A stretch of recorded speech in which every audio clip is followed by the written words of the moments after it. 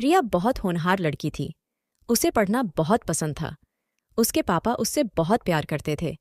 बे उसे बहुत सारे खेल खिलौने लाया करते। रिया को भी गुड़िया बहुत पसंद थी। एक दिन की बात है, रिया स्कूल से घर आ रही थी। उसे रास्ते में सुंदर सी गुड़िया पड़ी हुई मिली। अरे कितनी सुंदर गुड़िया है, ना जाने किसकी होगी। ऐसा करती हूँ, इसे अपने साथ ले जाती हूँ, घर में इससे खेलूंगी। रिया उस गुड़िया को घर ले जाती है और उसे टेबल पर रख देती है और बाथरूम में चली जाती है। रिया की माँ किरण और रिया के पापा जब रिया के कमरे में आते हैं तो उन्हें गुड़िया दिखती है। अरे ये कहां से आई? मैं तो नहीं लाया। कितनी अजीब सी दिखती है ये। ना जाने कहां से आई होगी। पापा, ये मैं लाई हूँ। वो रास्ते में बड़ा सा बरगद का पेड़ है ना, वहीं रास्ते में पड़ी हुई थी। देखो ना कितनी सुंदर है। हाँ, सुंदर तो है, पर ये कुछ अजीब सी नहीं लग रही तुम्हें? कैसी अजीब पापा, इतनी सुंदर तो है। हाँ हाँ, अब ज्यादा बहस मत करो। चलो खाना खा लो अब। अगले दिन किरण देखती है कि रिया अजीब सा बर्ताव कर रही है। छोटी छोटी बातों में रिया गुस्सा हो रही है। ना ही वो समय पर खा रही है और ना ही समय पर सो रही है।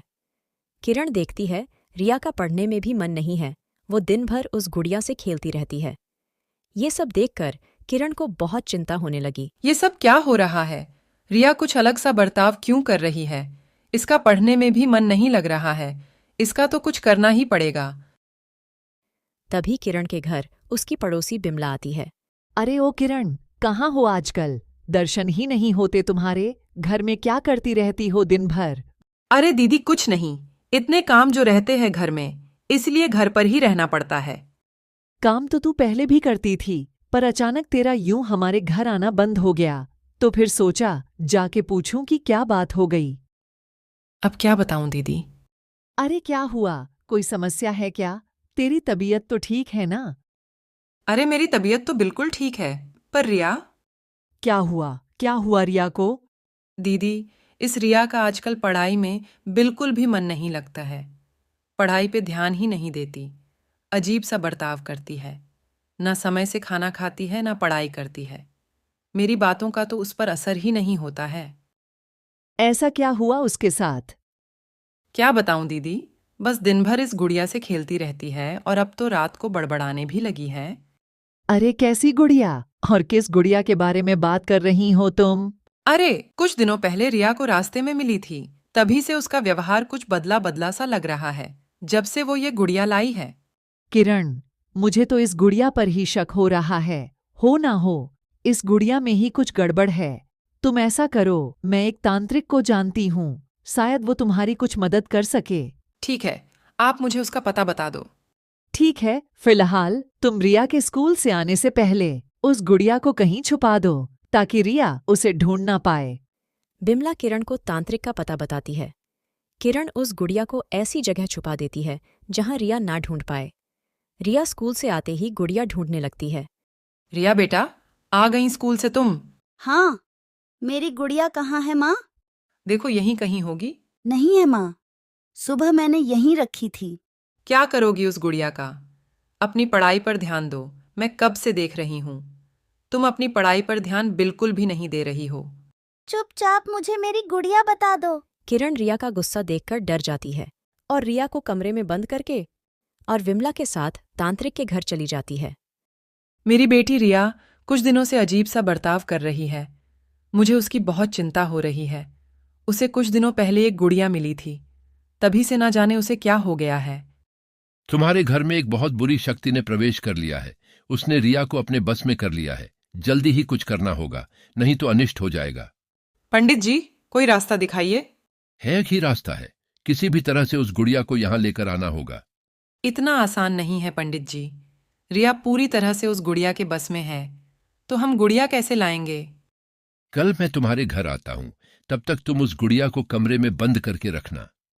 किरण और विमला वापस घर आ जाती है।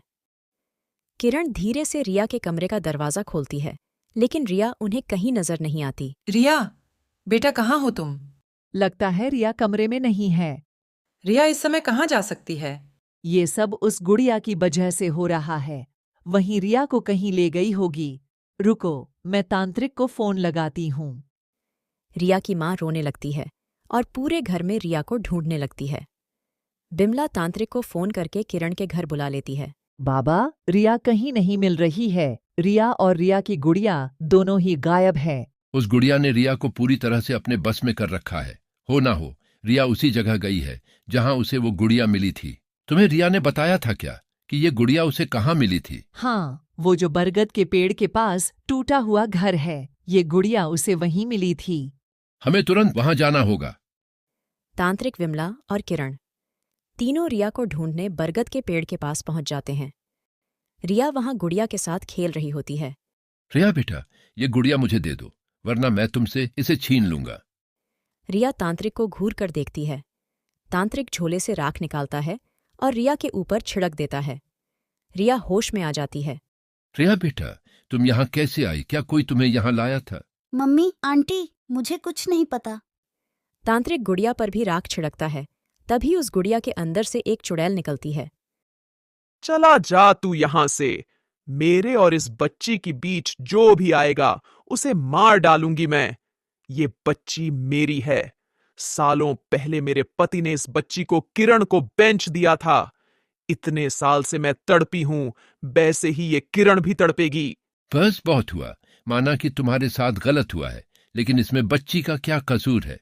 और वैसे भी तुम तो मर गई हो, तो तुम इस बच्ची का क्या करोगी? तांत्रिक चुड़ैल पर राख छिड़क देता है और चुड़ैल गायब हो जाती है। किरण और विमला रिया को लेकर घर चली जाती है। घर जाकर देखती है तो गुड़िया मेज पर रखी होती है। किरण और विमला गुड़िया को देखकर हैरान हो जाती हैं। डरो मत किरण, अब ये गुड़िया कुछ नहीं कर सकती हमारे बच्चों का, क्योंकि इसके अंदर की चुड़ैल को तो तांत्रिक ने भस्म कर दिया है। अगले दिन किरण रिया को खाने के लिए बुलाती है तो रिया आवाज नहीं देती।